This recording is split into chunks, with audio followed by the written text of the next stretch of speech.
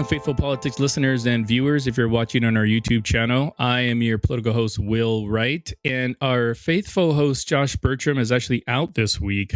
He's out there campaigning with Matt Gaetz at the Free Britney rally in California. But joining us to continue our discussion on critical race theory is Ian Haney Lopez. He teaches in the area of race and constitutional law at UC Berkeley. He's one of the nation's leading thinkers on how racism has evolved since the civil rights era.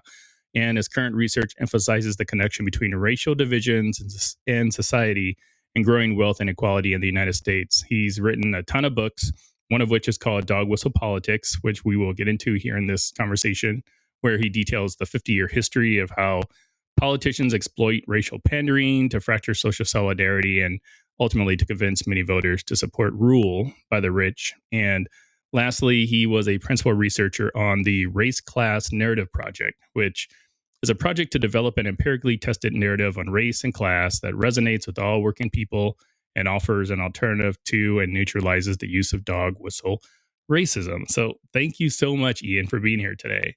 I'm very happy to join you.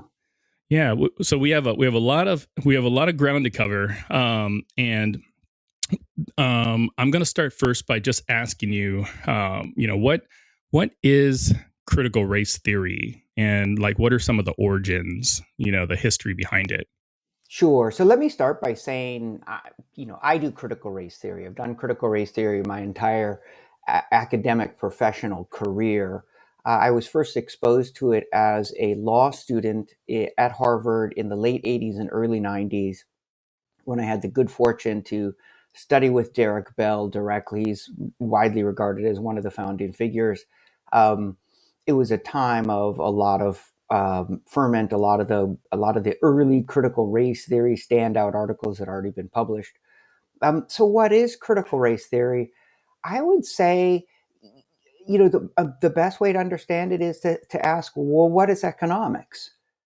Economics is a rigorous study of how marketplaces work. And we all have some familiar with a marketplace. We all have some money in our pockets. We all spend a little bit of money, but very few of us would say, well, I went to the grocery store and bought bread, so I know all there is to know. I don't need, Likewise with race. If you think about race just, a little bit, you realize, wow, racism is connected with colonialism. It's a story about different peoples, right? None of this is like biologically true. None of this is divinely ordained. In fact, humanity is spread across the globe, but something happens with the start of European colonialism. People in Europe begin telling stories about the other people they encounter. They tell stories about how they're inferior, how it's okay to take their land, how it's okay to enslave them. Those stories are race, and in turn, those racial ideas inform the founding of the country. They inform who gets what jobs, who lives where, who's admitted to what clubs, who's in power. In other words, you don't have to be all that sophisticated about race to realize, wow, this is a really powerful force. Maybe we should study it rigorously. That's critical race theory. Right. That's a really interesting definition. Now, is there like a source document, you would say, or a primary sort, like a CRT manifesto, that's used to understand critical race theory? There's no manifesto, not at all. I do think if you wanted to understand critical race theory, there's some great books that you could look at. There's one of them called Critical Race Theory, Key Writings That Form the Movement. Kim Crenshaw is one of the editors of that. That's simply a compilation of some of the early, really great articles on, the original articles. You get to actually engage directly with these articles rather than looking them up in law reviews, which is where they originally published. Another resource is written by one of my colleagues at Berkeley, Kiara Bridges. She's written a book and simply entitled Critical Race Theory, A Primer. It's issued by Foundation Press. They're one of the leading law school publishers. It's designed for graduate students interested in critical race theory.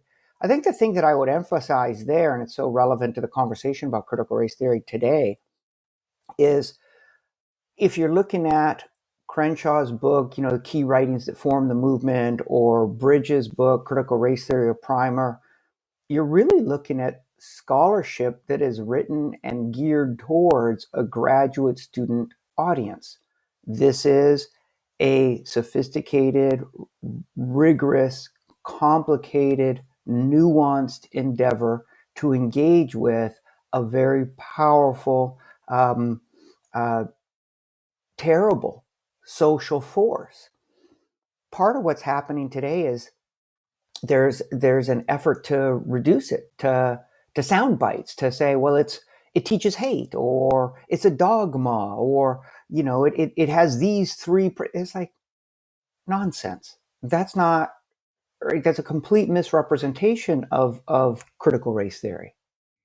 Yeah, yeah, and I think you're right, because a lot of the opponents of critical race theory that I've seen, in the media and by politicians and elsewhere, they say that critical race theory is anti-American, it's racist, it's name the soundbite, as you said. So like, what would you say to somebody that said critical race theory teaches white people to hate themselves or something like that? So I think I'd say two things. And the first is far less important than the second. The first is nonsense, right? But that's far less important. And the reason it's far less important is because if somebody says critical race theory teaches little white children to hate themselves and to hate their friends, that's a lie. And the people saying that, they're either liars or fools. And very few of them are fools. So now, should I just respond to the lie? Should I just debate the lie? Should I be like, well, what's your source? Because, I can come up with all these sources. And everybody understands, when somebody's lying, it's very hard to disprove it. They're like, well, prove to me that no critical race theorist ever, didn't say that. And stop, right? Mhm. The more important thing, the more important response, and I hope where a lot of the media coverage goes is towards a different conversation, which is, why are some people systematically lying about critical race theory? Why are they doing that? Where is that coming from? Why is there so much support for it? And people might say to themselves, wow, I'd never heard about critical race theory even a year ago. And then this guy gets on and talks about it on Tucker Carlson. And within a month, the president has passed an executive order saying that critical race theory is on par with fascism and Marxism as an existential threat to the country. Is that even believable? That something you never heard of a year ago is now as big as world communism in threatening to destroy the country? You've never heard of it? Don't worry, you've heard of it since. Fox News is talking about it constantly. Why? And this is what I call dog whistle politics. And I'll talk a little bit about dog whistle politics, but also say, when I talk about dog whistle politics, you're listening to me as a critical race theorist, Mhm. as somebody who's saying, how does race actually work in our society? And the more you ask that question, the more you're pushed beyond simplistic understandings of racism. Like, we're encouraged to think, well, racism is one person mistreating another person, usually because they hate that other person's race. And clear evidence that a person is a racist is if they use a racial swear word like the N word, or calling somebody whitey, or words like that. That's the racist. But otherwise, race isn't really operating in our society. No, race is operating in all sorts of ways, just like the economy is operating in all sorts of ways, even if you aren't immediately handing somebody a dollar. Handing somebody a dollar, clearly economics. Calling somebody the N word, clearly race. But that's not the sum total of it, right? There's these other Mhm. dynamics. Well, what has happened in our country since the civil rights movement? Since the civil rights movement, the Republican Party made a purposeful strategic decision, and we can pinpoint this decision to 1962, Barry Goldwater, thinking about how to pull apart the Democratic coalition. Well, who was in the Democratic coalition? working class whites, African Americans, and coastal liberals who all supported the idea that government should work for the vast majority of Americans. We call that the New Deal consensus. The government should work for the vast majority of Americans. And Barry Goldwater said, well, if that's their coalition, how do we get some of those folks over to the Republican Party, the party of big business? And Goldwater said, wow, look at what's happening in the South. People in the South are agitated by civil rights. They're white Democrats in the South are distressed by racial integration being promoted at the national level. Maybe I could use racial appeals. It's a very purposeful, clearly expressed decision. He actually says, let's go hunting where the ducks are. And where are the ducks? Southern whites. Ever since then, we've had a politics that uses racial rhetoric, but it's a post-civil rights racial rhetoric. And by that, I mean, it's not a rhetoric that appeals to people on the basis of race by being plain spoken. There are very few politicians, there are some, but very few who stand up and say, hi, Caucasian race, I'm here to represent you. Right? Right now, you know, there's one guy, a former Klan member in Louisiana, who actually said that. Right, I'm here to represent Caucasian Americans, and he lost very, very badly. Instead, what the Republicans did, and Democrats have followed to a certain extent, is they innovated a language designed to trigger racist fears, but also designed to allow people who are worried about race to reassure themselves they're not racist. So Richard Nixon, for example, started talking about law and order and crime. And you can just, sure, on one level, law and order and crime has nothing to do with race, but on another, it triggered the sense of violence and disruption and threat that is closely associated with racist stereotypes. Or Richard Nixon would talk about forced busing, that no family should be compelled to endure forced busing. What did he mean? Well, on one level, it just means you shouldn't be required to put your child on a school bus. But Americans had been doing that for decades. What it really triggered was a sense that white people's children were being put on buses and taken into black neighborhoods, and black children were being put on buses and brought into white neighborhoods to integrate the schools. So parents could object to busing, reassure themselves that what they were objecting to was federal coercion, when what was in fact animating most of their agitation was integration. That's dog whistle politics. That's the use of race in a coded form that is designed to trigger deeply internalized racist fears and resentment, but to allow people to say to themselves, there's no racial element here. Critical race theory is part of that practice. It's a way to create a fear among many whites that those of us who are arguing for racial justice are in fact animated by anti-white racism. That racial equality and racial integration is in fact designed as revenge politics. We're going to take something away from white folks. We're going to do to white folks what historically white folks did to people of color, right? That's the fear. And it's a deeply internalized fear, but it's also one that's constantly being promoted by some of the leading spokespeople on the right. I think Tucker Carlson, I think Rush Limbaugh used to say this. He used to say all the time, they're coming for you. This is revenge politics. Now, again, I would say, you got to be kidding me. We're all people. When somebody says, if you say, hey, I want to be treated fairly, you don't mean I hate you and I want to take everything that's yours. You're just saying, I want to be treated fairly. I want to be seen as a full and dignified human being. Right? But this is the politics, to trigger in people a fear that those of us arguing for racial justice are animated by a racist hatred of white people, but then to turn around and use language in which the people who have that fear can tell themselves, oh, I'm not worried as a white person. I'm not worried about minorities coming to get me. I'm really against racism. And that's why I'm objecting to critical race theory, because they're the racists. They're peddling hatred.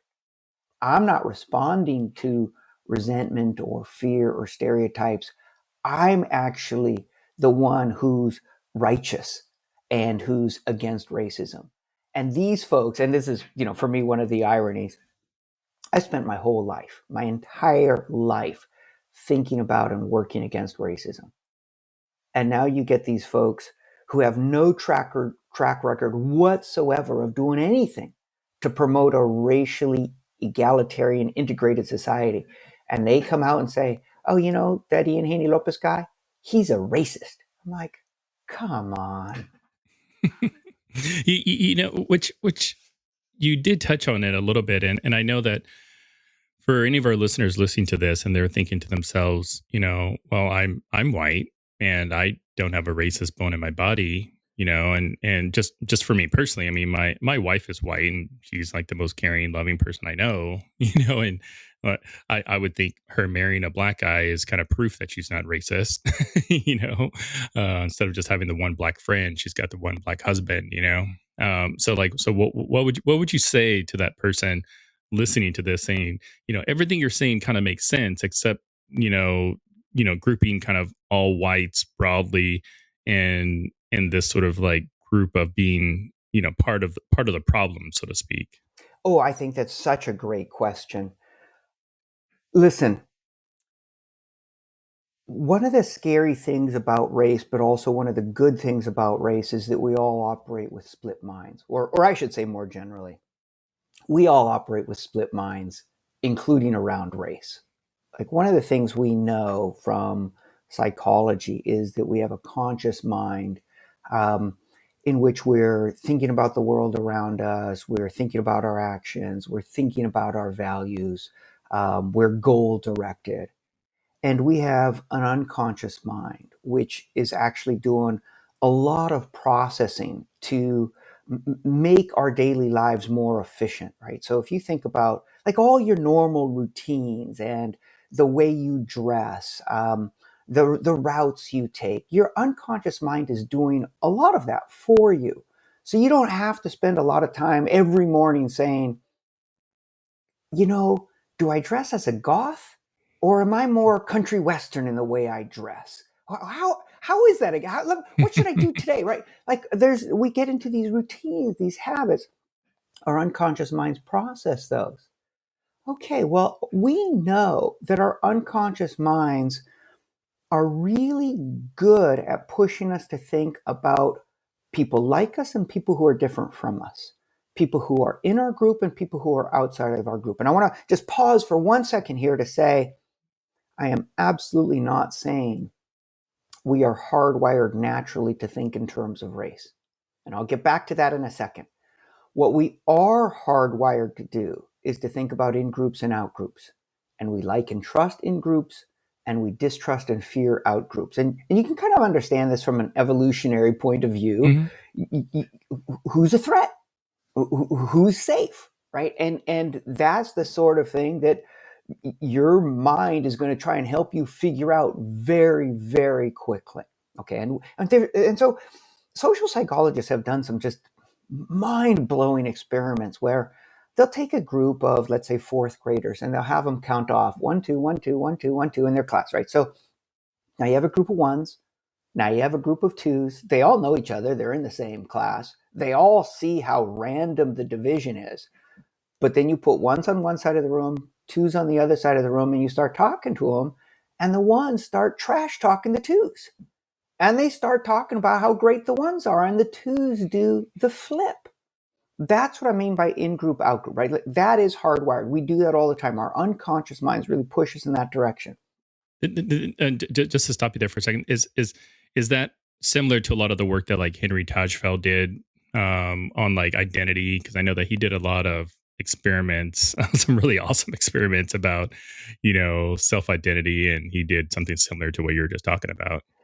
So that's the starting point. And then the question becomes, Well, if it's not the 1-2, what are the social cues that children are receiving about the relevant social groups?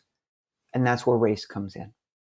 Because if you've organized, so if you think about an infant who's in the in group, people they're familiar with, right? Like people they're exposed to repeatedly, and if they're really raised in, a completely multiracial setting, they're used to the fact that humans come in lots of different forms and lots of different skin colors, lots of different body types, different genders. Okay, but if they're not, children develop a sense of like, this is my group, this is what they look like. I've never seen a person who looks like that before.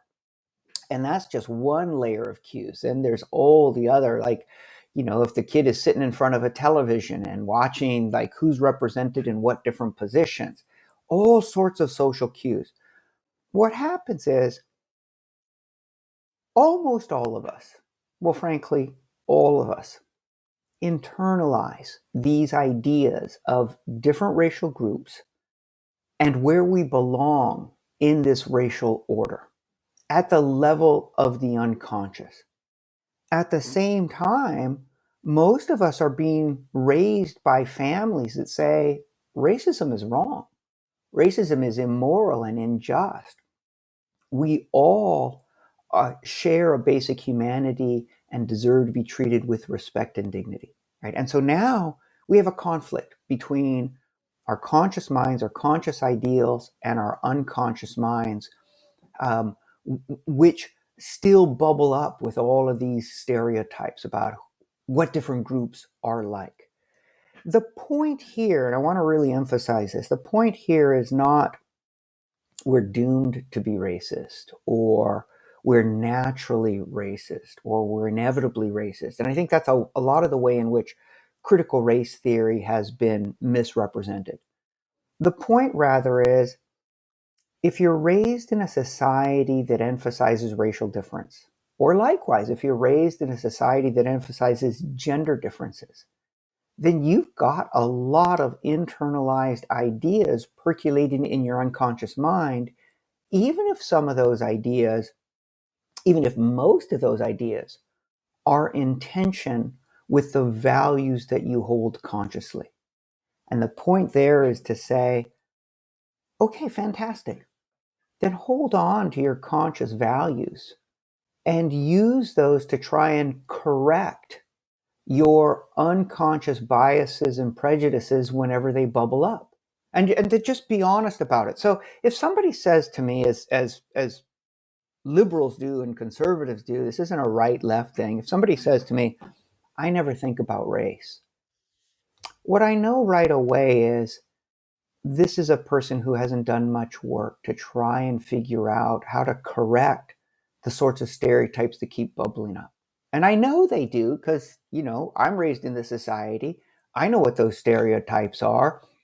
They bubble up for me, and the stereotypes are, do you feel a sense of threat when all of a sudden you're surrounded by people who don't look like you? That's your unconscious mind setting off alarms. You just got to be honest about that and say, oh, shoot, just about everybody in the society is dealing with that sort of nonsense. Mm. But luckily, almost everybody in this society also believes racism's wrong. I believe racism's wrong. Let me try and make an effort to get to know these folks. Let me go and talk to these folks. Let me smile at the person who my unconscious mind is telling me is a threat to me. Because maybe smiling will work. And maybe my unconscious mind is just wrong and it's taking me in the wrong direction.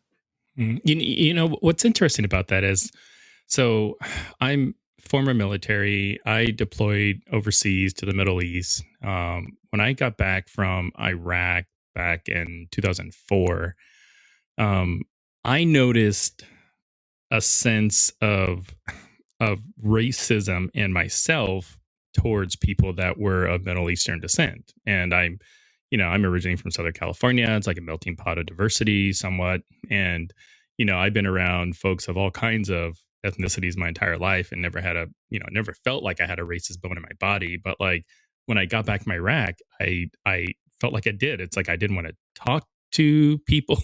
I didn't want to hang around because in my subconsciously, I I knew what was going on. I knew that I was just thinking, I've been in this war environment for like a year. Every person of Middle Eastern descent, I was led to believe was out to kill me, which in some cases was the case. So I come back to America and I'm like projecting that on the people, that are around me. So like, is that kind of like a similar, scenario that you're talking about? Completely similar, completely similar. And I think that the I also like the way you responded to it. One way you can respond to internalized racism is to deny that it exists, but that actually gives it more power over you, because you're pretending your mind, and it's not just your mind.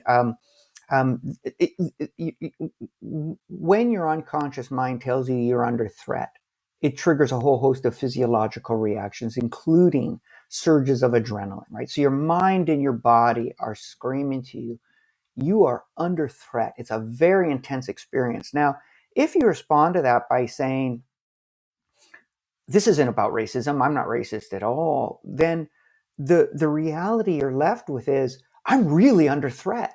And it's like, no, you're not. But here's this other thing that I want to add, and I think that this is very important. We can talk about racial fear in the American population and the way in which we've got such a long legacy of racism and group mistreatment, that we've internalized these stereotypes, but most of us are committed to not being racist, that most of us are committed to the ideal of treating each other like humans. And this is an important conversation, but it's also a limited conversation, because what it does is it leaves the question of racism kind of at the grassroots level, like organic, just what's happening among us as individuals. That misunderstands what's happened to us as a society for the last 60 years. And I want to pick that back up, because this is what's really scary. Why do we have so much racial conflict now, 60 years after Martin Luther King's March on Washington? Right, 60 years after the Civil Rights Movement, 60 years after you have this national commitment to end racism, to create an integrated society. Why? It is not because Americans as a people couldn't let go of the racism, couldn't stop fighting and fearing each other. It's because some of the most powerful forces in our society have been intentionally encouraging us to be racist toward each other. Now, they've been doing so using coded language. They're not saying blatantly, you should hate black people, you should hate brown people, you should hate Muslims, you should hate white people. Instead, they're saying things like forced busing, law and order, criminals, gangbangers, rapists, welfare queens, illegal aliens, terrorists. Right? They like all of these words, and I'd actually say to your audience, close your eyes for a moment and just pay attention to the mental image that comes to mind. And I'm going to just say a series of words: welfare queen, gangbanger, criminals, illegal aliens, the heartland, patriots, makers, not takers, true Americans. Now, I think for almost all of us, those words conjure mental images that come in racial colors. At the same time, on the surface, I didn't use a single race word, not a single one. This is the political rhetoric that is being used by our leadership class, especially among Republicans, though not exclusively. I would single out in particular, if we're going to point the finger at one Democrat, I would single out in particular Bill Clinton. Clinton understood that Republicans were winning by using, right? He had just seen George Bush use Willie Horton, this African American criminal, as a major campaign theme, and he's like, I know race is being weaponized. I'm going to do the same. So Bill Clinton ran by saying, I'm a new Democrat. I'm going to end welfare as a way of life and crack down on crime. And again, you might say to Bill, well, exactly whose way of life is welfare? Exactly who are the criminals, right? Like he understood the racial connotations of Mm. that language. But again, mainly this has been a Republican strategy. They've been using this language to encourage us to fear and resent our neighbors. Right? And it's not just them, it's the major think tanks, Heritage Foundation and Manhattan Institute right now Mm. have on their websites. And these are big think tanks funded by dark money, funded by billionaires. Their main purpose is to encourage lightly regulated capitalism, right? That is low taxes for the very wealthy, low regulations on corporations, very few environmental regulations, no labor protection. That's what these websites mainly promote. But they also right now on their websites have lies about critical race theory. And again, these are smart folks. They know their lies. You know, one of them, Heritage Foundation, has on its website something about like, don't let K through 12 teachers teach your children critical race theory hate. Nobody is teaching critical race theory at the K through 12 level. It's a graduate school level analysis. That's just not happening. And they know it. What are they doing? They are encouraging people to fear and resent their neighbors while actually supporting a bunch of policies that are good for the very wealthiest in society, but not for the rest of us. Right. And so, Mm. and this I think is just incredibly important. Yes, levels of racial conflict are incredibly high right now. No, this is not because we are naturally inclined to hate and fear each other. We are being actively encouraged to fear each other. And by whom? By some of society's wealthiest, most powerful elements, because they benefit.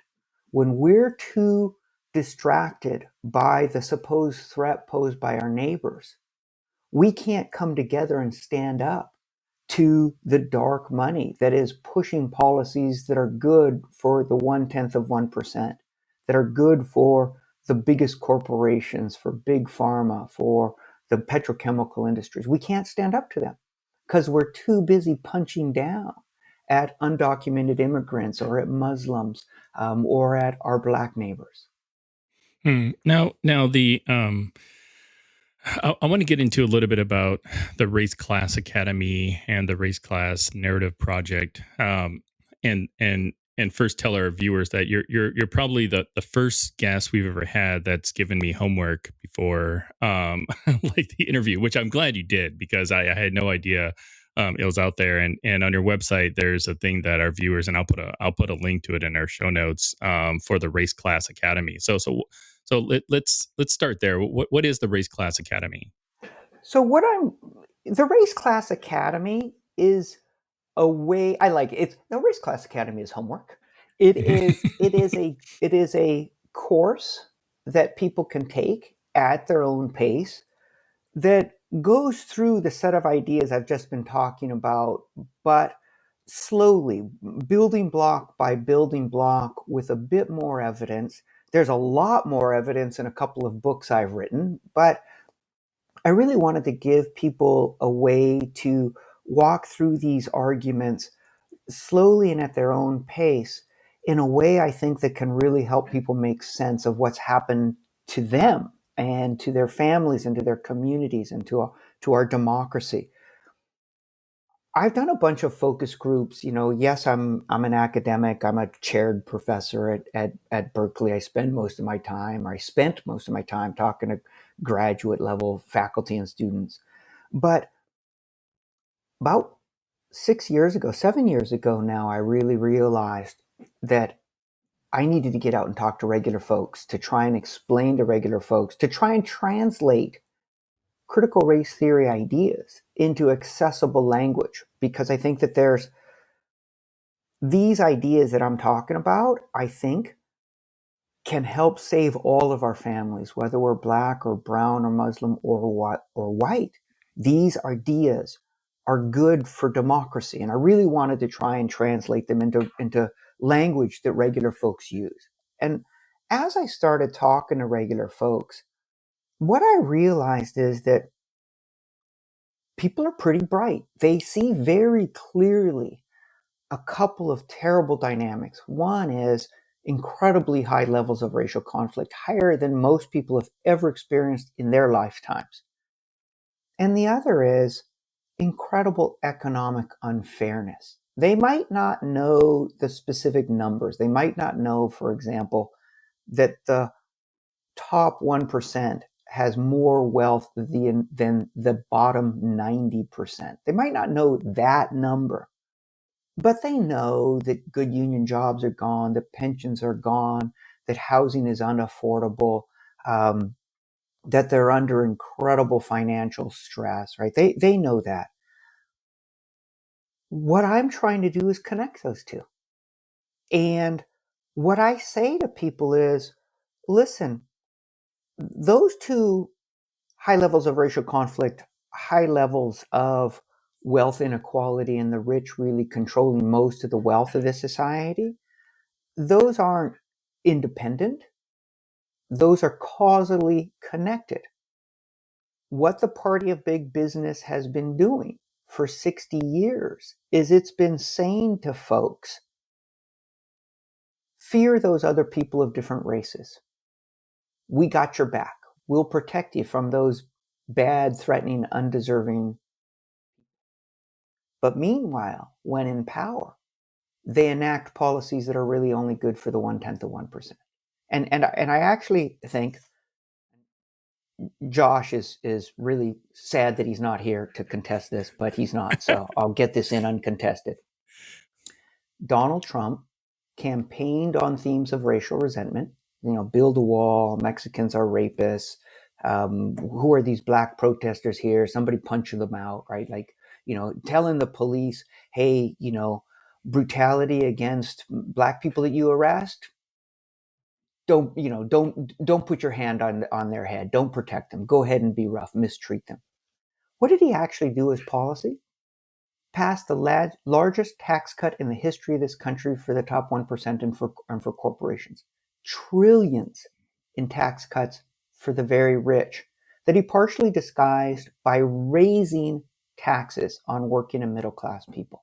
So here he is campaigning by saying to his base, to his supporters, black and brown people threaten you.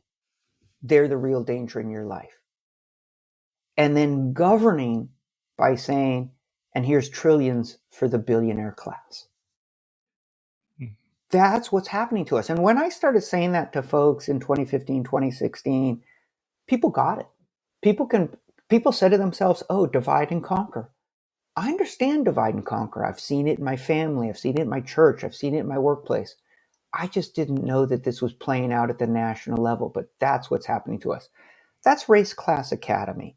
It tells a story. It says, here's when this starts, 1962, Barry Goldwater. Here's how it's picked up. Here are the consequences of it, both the economic consequences and the racial consequences of it. But then it goes further, because I didn't want to just stop and just tell people, here's what's happening. I wanted to try and figure out how we could fight back, how we could connect to each other and defend ourselves against intentional efforts to divide us, to get us back to a place where we really do believe in each other and believe the government should help build a big, broad, healthy, robust middle class. And that's where Race Class Academy ends, because I did a bunch of research that shows we can get there. And the key to getting there is to recognize that racism is a threat in all of our lives, even in the lives of white people. And actually, let me say this a little bit more clearly, because a lot of what the right is saying is white people are threatened by racism against white people. That's a lot of hooey. There's, you can find some wackadoodles who will say anti-white things, but they're wackadoodles. They're totally at the margin. There is no big wave of anti-white racism. That's a terrible lie. What there is a big wave of manufactured and promoted anti-black racism. And it's anti-black racism that is the single greatest threat in the lives of most white folks. I'm going to say that again, because most people don't think about it this way. The manufactured, promoted anti-Black racism that comes from a lot of folks on the right is the single biggest threat in the lives of most white families. In what way is it a threat to white families? Because when enough white folks are stampeded by anti-Black racism, are made fearful by it, believe it, right, fall for the lie, they give their political support to politicians who discourage them from wearing masks and tell them don't get a vaccine, who support the billionaire class, who support the petrochemical industry and won't do anything to avert climate collapse. Right now, and I want to be super clear about this, who's hurt especially badly by anti-Black racism? Black people. They're hurt way worse. I am not saying anti-Black racism hurts us all in the same way. What does anti-Black racism of the sort promoted by politicians look like for the Black community? Over-policing, mass incarceration, Derek Chauvin slowly murdering George Floyd. It's way worse. And yet I want to say the single biggest threat in the lives of all of us, whether we're Latino or white or Asian American or African American, the single biggest threat is the lie that people of color, and especially Black people, are dangerous and undeserving. Because when we organize our social identities and our political identities around that lie, we empower politicians who are mainly working for the 1/10 of 1%. And what do the 1/10 of 1% want? As much wealth and power as possible. And where does that come from? It comes from all the rest of us. I think about, I can't help but think about Texas. So Texas, a deregulated energy infrastructure that produced billions in profit for the energy sector, but couldn't keep people from, either dying of heat in the heat waves or freezing to death in the cold snaps. Now, a year later would be a really good time for the Texas legislature to do something about their energy infrastructure. But instead of doing that, instead of taking care of Texans, what they're doing is they're passing statutes that attack critical race theory and also trying to disenfranchise poor and Black and brown voters. That is, this is a leadership in the state of Texas that is encouraging Texans to fear and fight and try and strip power from each other, while as a leadership class, they work for the billionaires who partly are profiting from an energy sector that is killing Texans for profit. That's so weird. Now I want to go back to the dog whistle politics that you were talking about earlier. Like part of the race class narrative project, you guys did a whole bunch of like surveys and polling and whatnot, and I'd love to kind of have you talk a little bit about that process and what are some of the key findings, because I think a lot of the points you're making now are probably based off of a lot of those findings, and I would love to kind of just get your explanation of that. So we started with focus groups, and this was just such an eye-opening experience for me as an academic. Because I was used to talking in the language of systemic racism and there's implicit bias and all of these terms, but honestly, most folks don't know this vocabulary. They don't understand these concepts.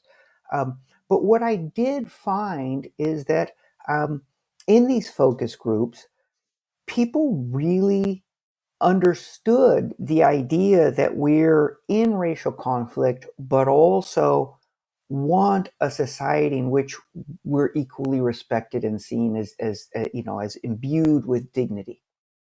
So that at first I was like, oh my gosh, I don't know how I'm going to do this. But then I was like, people get what's most important. What's most important is our shared humanity. And they also got very quickly divide and conquer. We're being intentionally divided. Here's one thing though that was a really another big revelation for me from the focus groups. it wasn't enough for me and my fellow researchers. And by the way, let me particularly invoke Heather McGhee, who right now has a bestseller out called The Sum of Us, which I love. So Heather was a researcher with me on this. The Sum of Us really talks about the way in which anti-black racism, how much anti-black racism has cost the white community. So if you really, if you want to key in on that, I can't recommend The Sum of Us strongly enough. But one of the things we didn't realize is that if we walk into a group and say, hey, they're trying to divide us, most people are so sick of the division that they just turned around and said, well, they say bad things about you. Now you're saying bad things about them. A pox on both you, right? So it turned out that what people really wanted to hear, which is actually something we genuinely believe in, which is we want to come together. We want to build connections across these lines of division so that we can take care of our families and our neighbors' families too. And again, this was something that I was, as an academic, I'm mainly trained as a critic, right? Like how to parse, how to analyze, how to take things apart.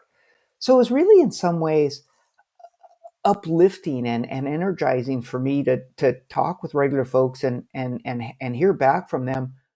We want to build, we want to create, we want to heal. And so that's part of what we did with the message. So the message really that resonates most powerfully with Americans is a message that says we're all in this together, no matter what we look like or where we come from, right? Like it's and notice the way it's race conscious from the very beginning. We're not going to hide from race.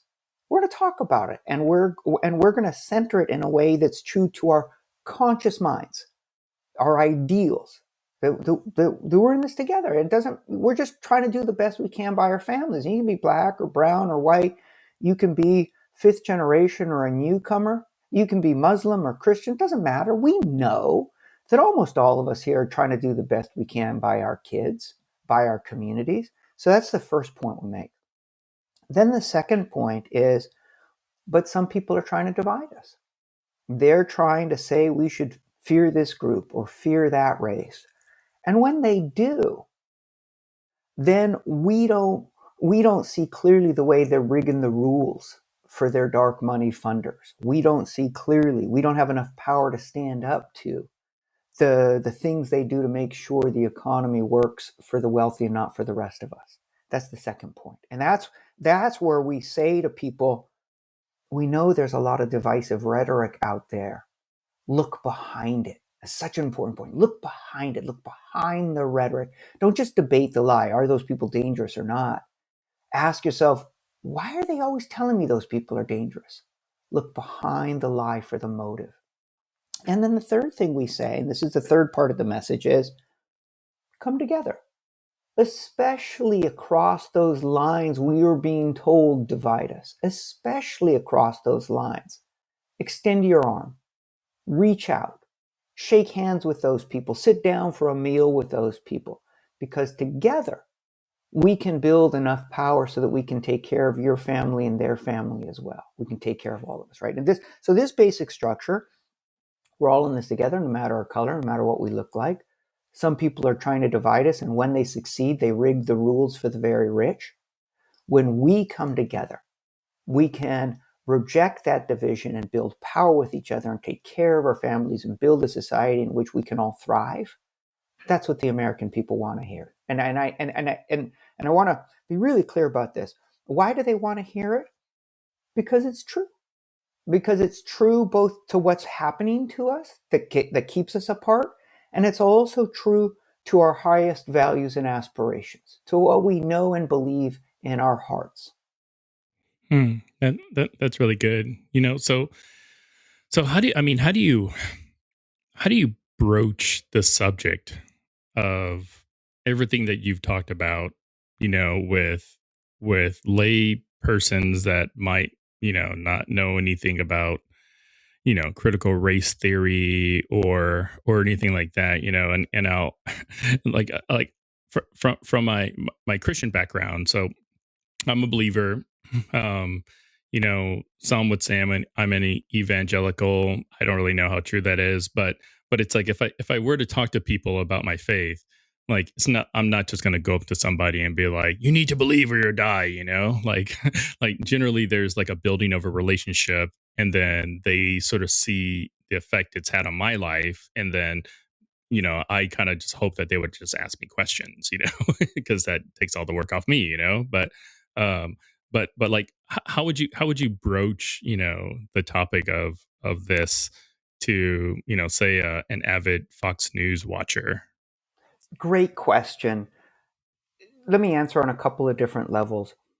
One, in terms of a sort of a breakdown of the American political population, and then the other in terms of conversations. So when we started doing this work, one of the things we did is we surveyed thousands of voters about their views. And we broke them down into sort of what we call opposition and what we call base, but you can think about it as like right or left. This is not the same thing as Republican or Democrat or conservative or liberal.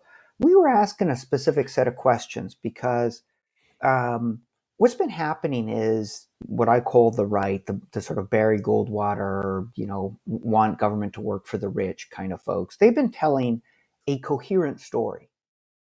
And what is their coherent story? Their coherent story says the main danger in society comes from Black and brown people. Fear them, A. B.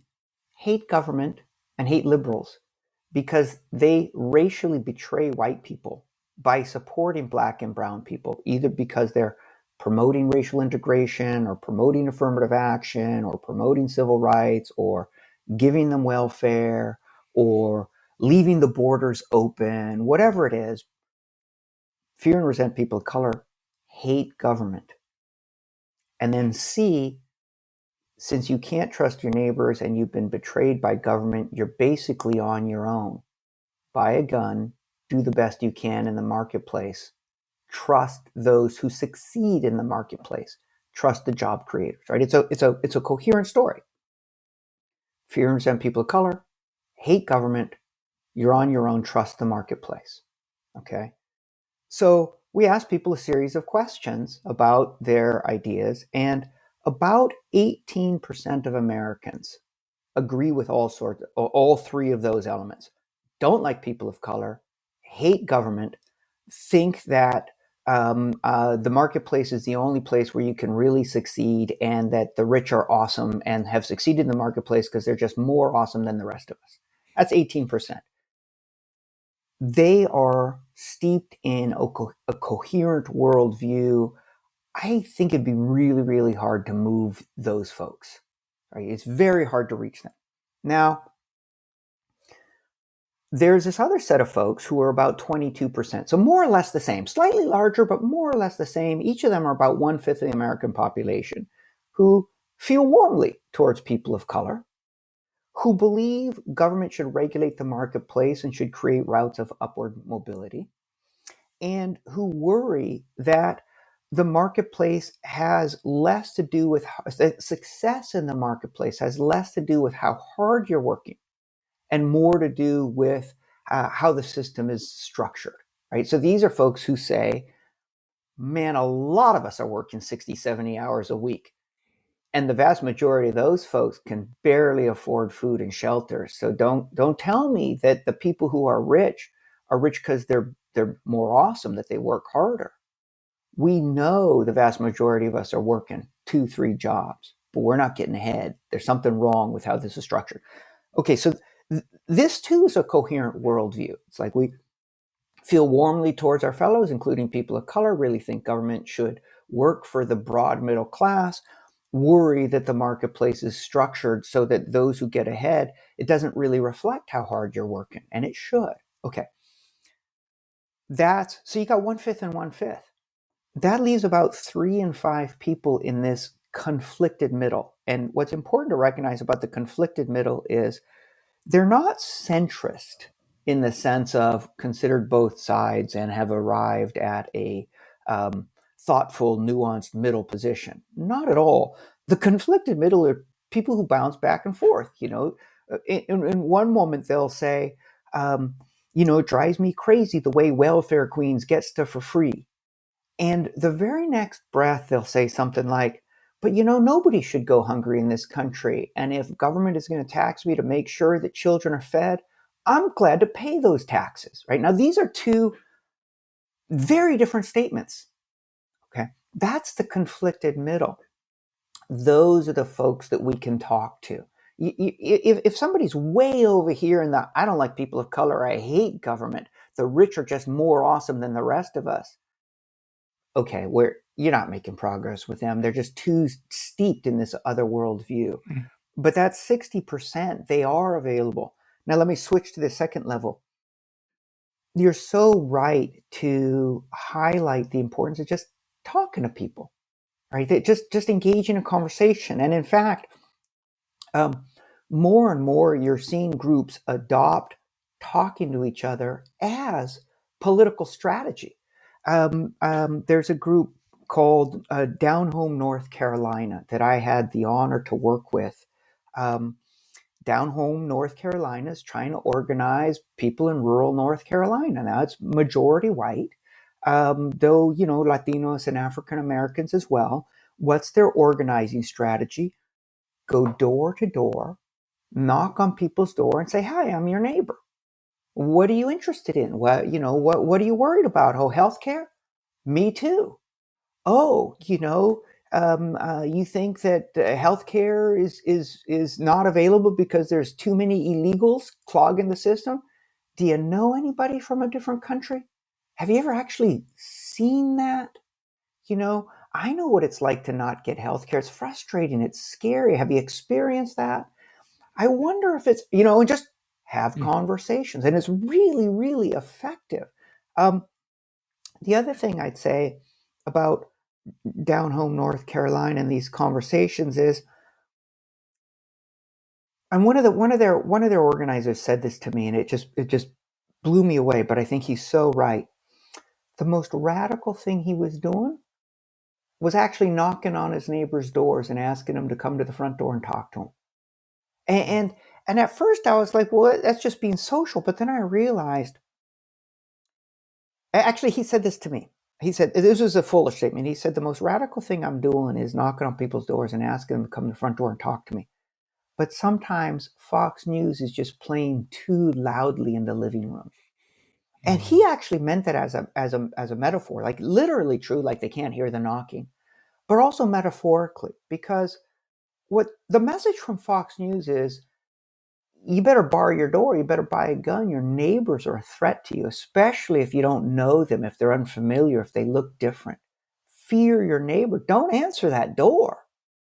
And what he was saying is, answer the door. That is radical in today's America. Rebuild our sense of neighborhood, expand our sense of community, especially with people who you don't know or who look different from you.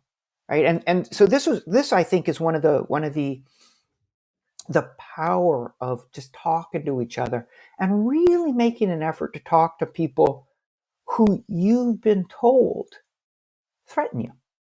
Because you just might find out they're not a threat at all. They're in this with you, trying to take care of their families, trying to do the best they can.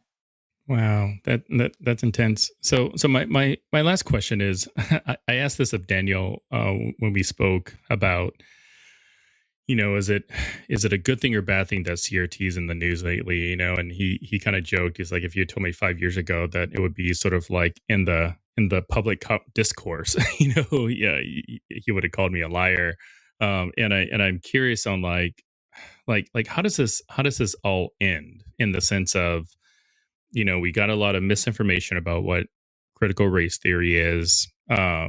It will probably keep playing well past the midterms, well past, the presidential election. But like how does it end with regards to, I don't know, your profession, your career, the public's knowledge about it, and what impact, if any, will it have in like our textbooks, moving forward? I think I'm less worried about that 10 or 20 years medium term and more worried about the short term. We, as a society, are on the knife's edge of losing our democracy. And we're losing it. We're at risk of losing it because the Republican Party has become radicalized in a way that the Republican Party never intended. They didn't see it coming, but they unleashed a monster that they could not control. And we just need to be very clear about that. Back in the 60s, Barry Goldwater, Richard Nixon, they said to themselves, well, racism's ugly, but it actually works to create fear and stampede people. I want to win elections. Let me do this. But then generation after generation, elected Republican officials were confronted very often in the primaries by candidates who are willing to go even further, who are willing to be more extreme. And so you go from the silent majority to the Reagan Democrat. And then you go to Gingrich, who's promotes culture war all the time. And then pretty soon it's the Tea Party. And that's not extreme enough. So then you get Trump. And that's not extreme enough. So then you get QAnon. QAnon has three big conspiracy theories. One, that government is controlled by Satan-worshipping pedophiles. Two, that patriots ought to take up arms to restore patriotic leadership. Three, that a storm of biblical proportions will sweep away bad people in the society. 1 out of 4 Republicans currently believe all three of those lies. It's right, and another 55% of Republicans aren't willing to say clearly those are lies. We are seeing a radicalization of the base, and then in turn a radicalization of the elected officials, because again, each election now, elected Republican officials have a choice to make: radicalize or resign. So you can see a figure like Ted Cruz or J.D. Vance. They're smart guys. They know this is a series of lies. And they said, well, I can tell the truth and say Joe Biden actually won in 2020, but then I'd lose, so I better radicalize. Or you could see people like Jeff Flake saying, I'm not willing to radicalize, I got to resign.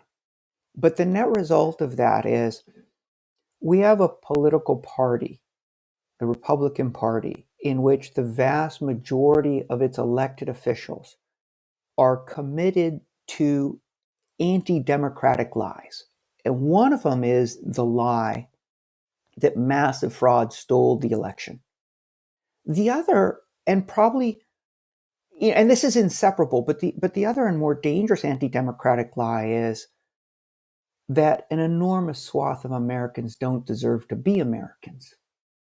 That black and brown people aren't truly equal, but are instead a threat to and a drag on society. And they don't say that plainly. They don't say that as clearly as I've just expressed it. But it's the point of all of their rhetoric when they attack Black Lives Matter as actually meaning somehow hatred of white people, when they attack critical race theory, even when they promote the lie of massive fraud in the election. Undergirding that is a racial story. They bust in people from Milwaukee. They brought in illegals to vote, right? It's a racial story. We are now on the knife's edge of losing our democracy. What will lose us democracy is if people believe the lies that brown and black people are a threat to this country, a drag on it, or undeserving, that we are somehow illegitimately stealing power from white folks. If people believe those lies, they will vote for a party that is now, in the main, prepared to sacrifice democracy. How do we protect democracy? And I think also more immediately, how do we protect our own families? How do we make sure that we have a government that works for working families, a government that's responsible about public health, a government that is proactive about climate change. We reject the lies, right? And this is and what is the one of the main lies being told right now, and that will be told repeatedly through the midterms? That critical race theory is coming to teach your children to hate. That's one of the major lies. And is it good that we're debating critical race theory? We're not debating critical race theory. This is not a real conversation about critical race theory. We're debating who threatens us in this society. Is it really people of color and those asking for racial justice? Are we the biggest threat this society faces? Are we an existential threat on the level of Marxism, global communism? Or is the biggest threat we face from politicians backed by billionaires who stoke division and fear? That's the debate we're actually having. And if we can get people to see that that's the choice. Who actually threatens us? Is it people of color? Is it, some academic from Berkeley who's been talking about racial justice his whole career? Am I the biggest danger the society faces? Or frankly, is it somebody like Ted Cruz who's willing to repeat these lies so that he can keep his campaign donations flowing, who ends up at the policy level doing things that are good for the 1/10 of 1%, the petrochemical industry, and yet at the rhetorical level spends all his time telling us fear black and brown people? That's the real debate we're having. And upon that debate hangs the fate of our democracy, hangs the fate of all of our families. Wow, that's pretty heavy, but very important. And I can't thank you enough, Ian, for coming on our program and helping educate myself and our audience on just all things critical race theory related. I mean, I feel like I'm walking away with a lot to kind of just think about, and I hope our audience does the same, and I hope our audience actually goes in our website.